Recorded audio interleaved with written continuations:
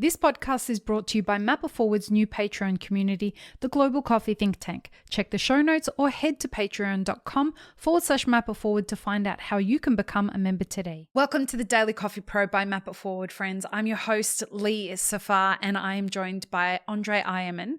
And we are starting a very interesting discussion about the gap between specialty coffee and commercial coffee.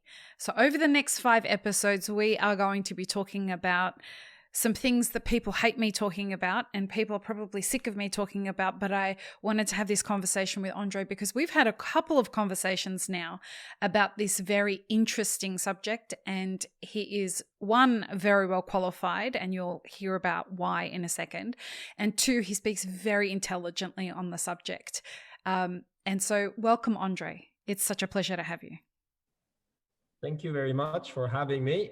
You just set the expectation bar very high, so I hope I can deliver to that. I am highly confident that you can, based on the conversations that we've already had. So, Andre, before we get started, why don't you let everybody know what you do and some of the special things about your career that make you uniquely qualified. Well, perhaps not uniquely, but well qualified to have this conversation. Yeah, so let's start. How I started my coffee journey back in the year 2000. I started as a green coffee trader, then in Switzerland, then moved to Kenya and Tanzania, where I spent most of my time on coffee farms, in QC labs, in milling stations, wet mill, dry mill. And that was a fantastic time. Sometimes I cupped up to 800 cups of coffee a day. So that was like a full immersion into coffee. Mm-hmm. Later, after I left Origin, I worked for 2 of the largest coffee roasters in the world. Obviously in commercial, and I touched base with the segments also of instant coffee, ready to drink, soluble mixes, capsules, whole beans. So whatever format you can think of, I have literally worked in across Europe. Then I deep dive into specialty coffee, where I launched a coffee academy in Switzerland back in 2015, together with William Davis, 2009 World Barista Champion. We then launched a specialty coffee line that was introduced with another former world champion in latte art, Chris Lukakis. And I somehow started to compete myself. I won 2017 the Swiss Barista Championship. I went to the Worlds.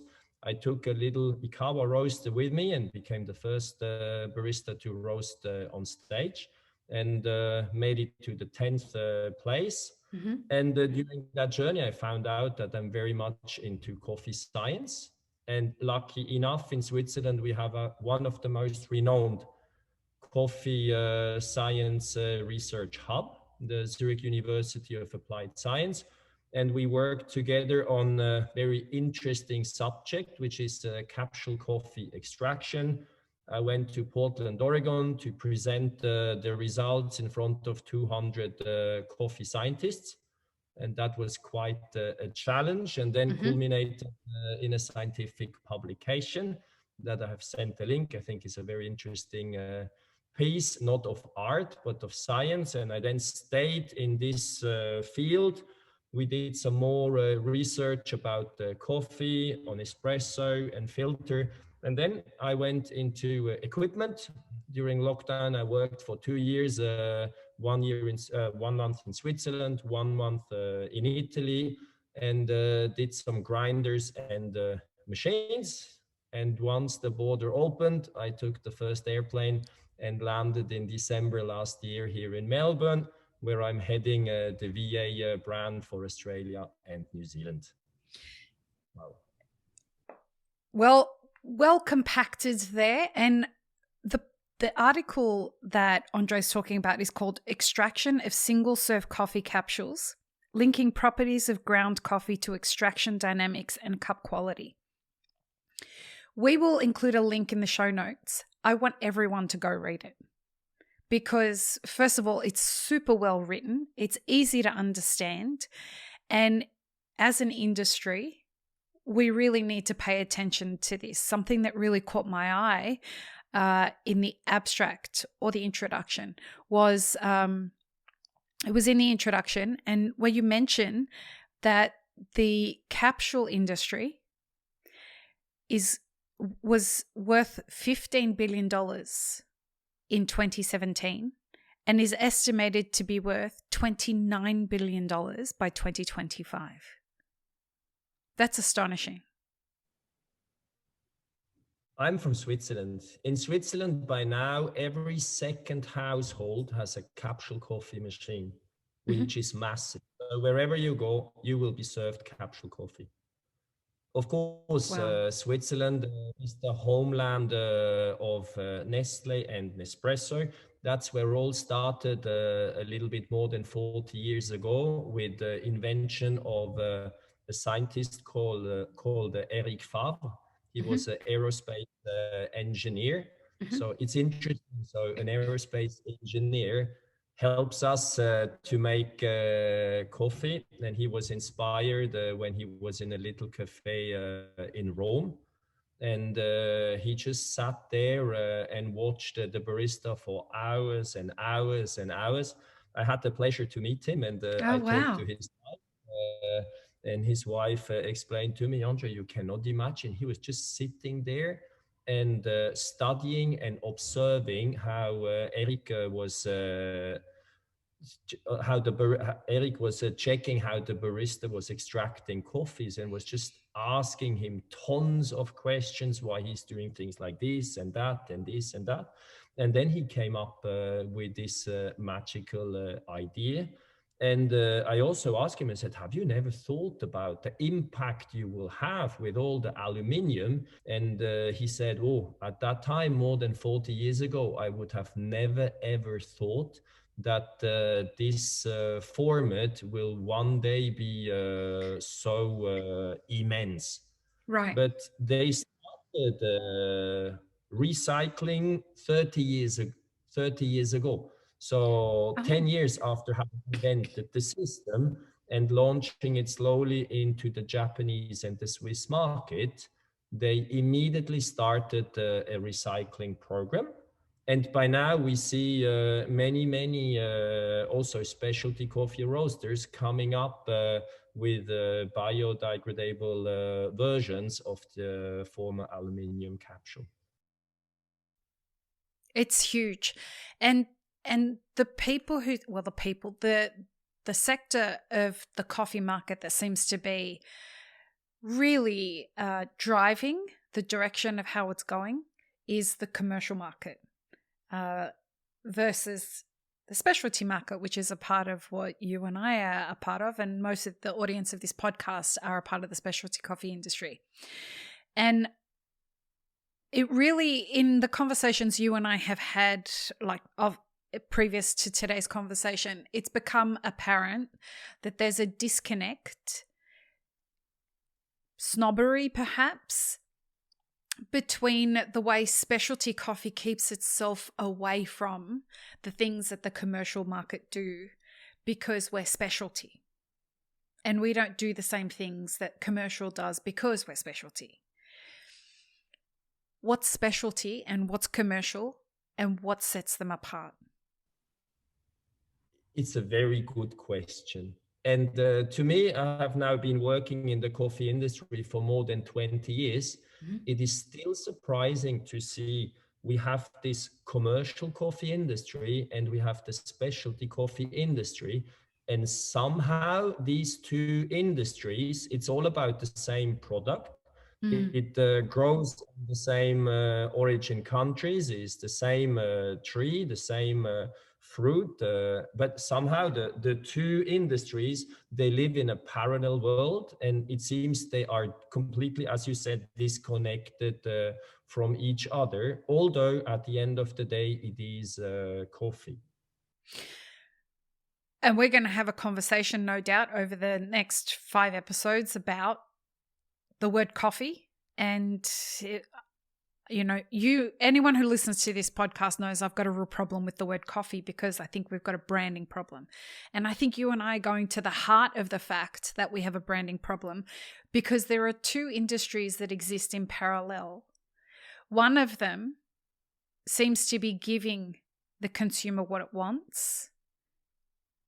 The other one seems to be trying to tell the consumer what it should want.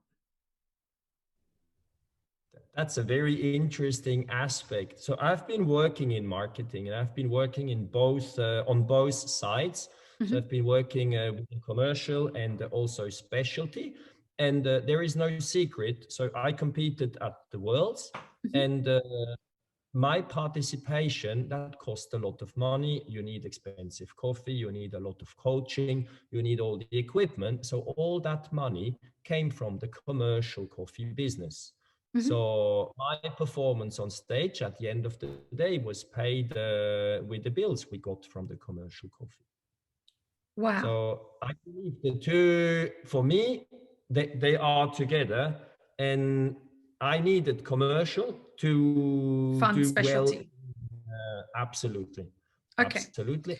Also, when we founded the academy or we launched a specialty coffee range, that was all funded out of the commercial money that we did. So I personally don't look and say commercial is good or bad, or specialty is good or bad. I just see that they are very different worlds. I also worked in marketing a lot. So mm-hmm. when you look at why a consumer or why a coffee lover is drinking coffee, they are literally two need states that you need to hit. One of them is many coffee drinkers, they need a caffeine kick. They want to stay alert, or they need the coffee to wake up in the morning. And without that caffeine kick, they say they can't start the day. They can't even function. They are not alive. So obviously, this coffee can taste for many people however it tastes. And then you have a second need state, which is more about rewarding yourself, about indulgence, and a great sensory experience. So there people would expect a great taste out of their coffee. But when we talk about great taste of coffee, we just discussed the coffee we had. So maybe the coffee that you like the most is maybe a coffee that I don't like at all. Maybe the coffee that someone in the street drinks and he is super happy, you would not even think to go to this place. So it's very, very, very subjective. And I believe the coffee that you like is the coffee that fits you the best in terms of the taste. So having said that, let's set a broad definition-ish for the next 5 episodes, this and the next 4 episodes. How do you define commercial coffee, and how do you define specialty coffee? Aside from the very technical, well, specialty coffee is 80 and above and commercial is anything under that. That's a very good point. So, I have done all the classes that the Specialty Coffee Association offers, from the sensory classes to the Q grader. So when I'm looking at specialty coffee, at the end of the day, we are looking at how the green coffee has been cupped according to the SCA cupping protocol and the form. So at the end of the day, it would be the 80 points that the specialty coffee needs to reach. If it's above, it's fine. If not, it wouldn't be specialty. In the past years, SCA has changed a little bit the definition. I need to read it. It's the highest quality green beans roasted to their greatest flavor potential by true craftspeople and then properly brewed to well-established SCA developed standards. There's nothing subjective about that statement at all. So we are talking about great beans. Whatever great beans are, they need to be well roasted I agree on that. But well what does well roasting, roasted mean? well roasted can be a light roast, can be a dark roast, can be well developed, can be not so long developed.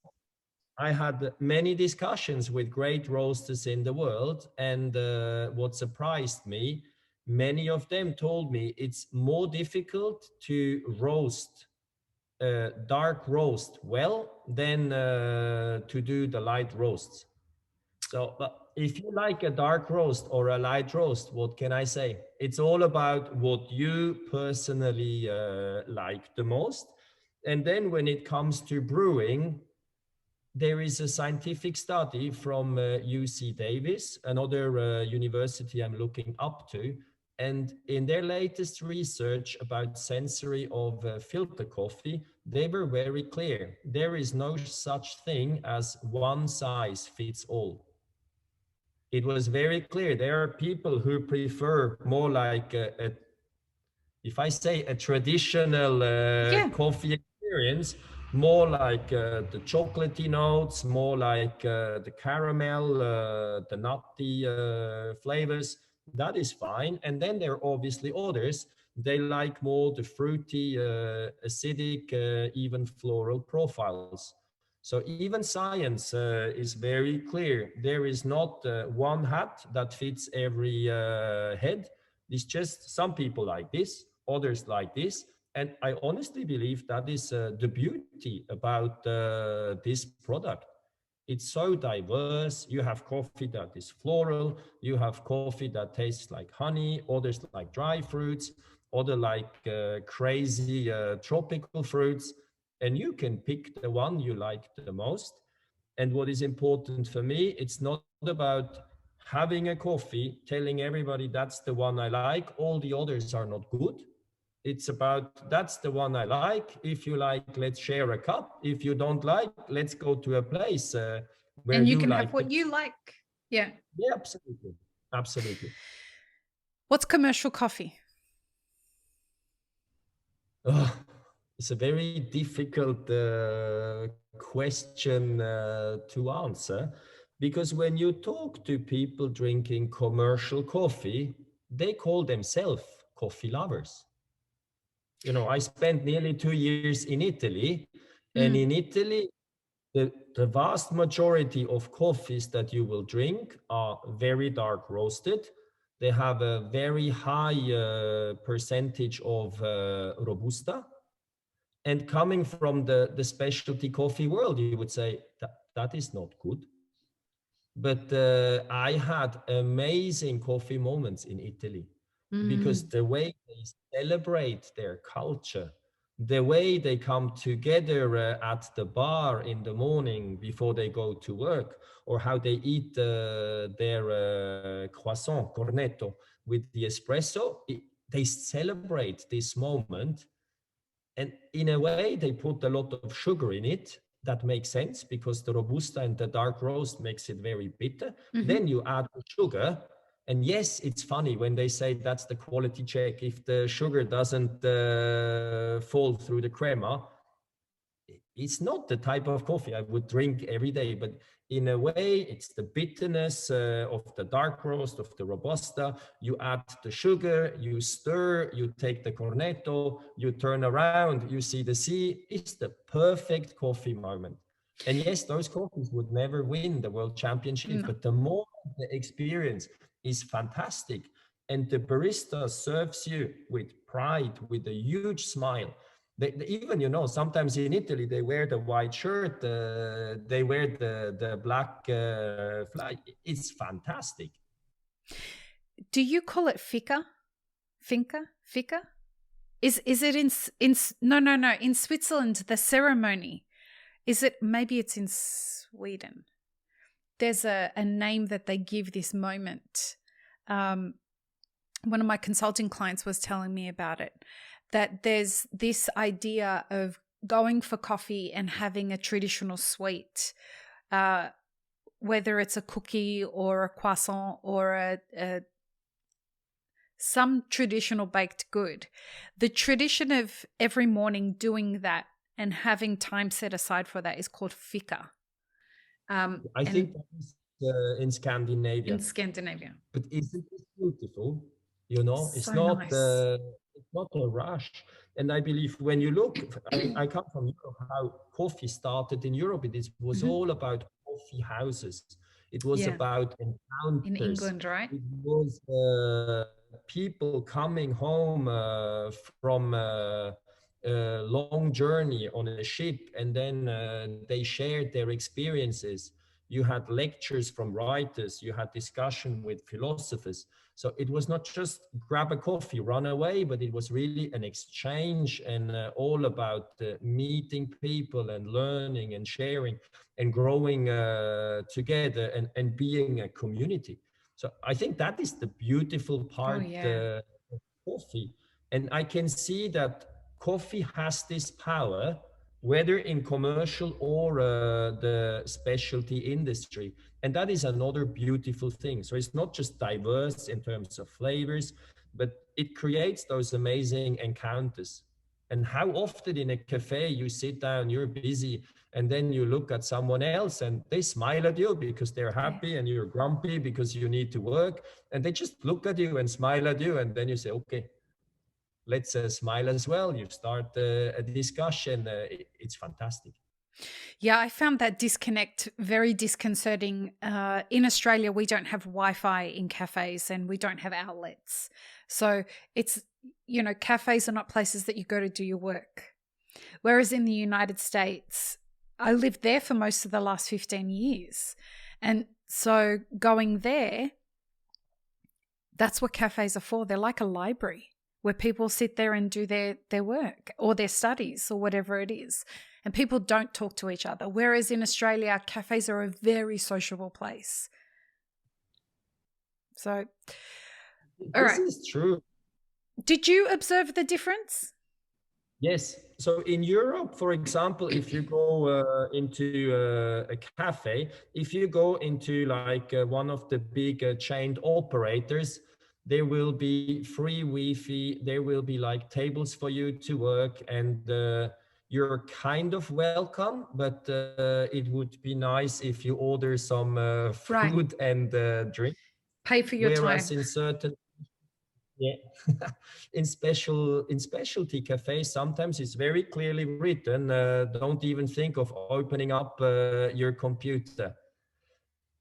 It all depends. Here in Australia, it's amazing. That it's very true. I have never seen anyone opening a computer in a cafe since my arrival. Maybe that's coincidence, but never. No, that's just the culture here.